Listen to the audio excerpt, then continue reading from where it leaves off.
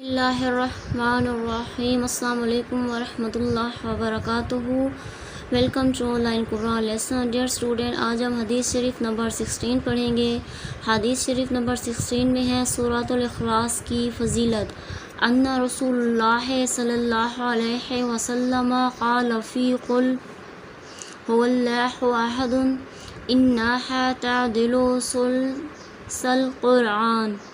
ترجمہ ہے، تحقیق رسول اللہ صلی اللہ علیہ وآلہ وسلم نے فرمایا، قل هو اللہ احد کی صورت کے بارے میں کہ یہ تہائی قرآن کے برابر ہے۔ درس نصیحت ہے۔ رسول اللہ صلی اللہ علیہ وآلہ وسلم نے حضرات صحابہ کرام سے فرمایا کہ کیا تم میں سے کوئی آدمی اس بات سے عاجز ہے کہ ہر رات کو ایک تہائی قرآن پڑھ لیا کرے؟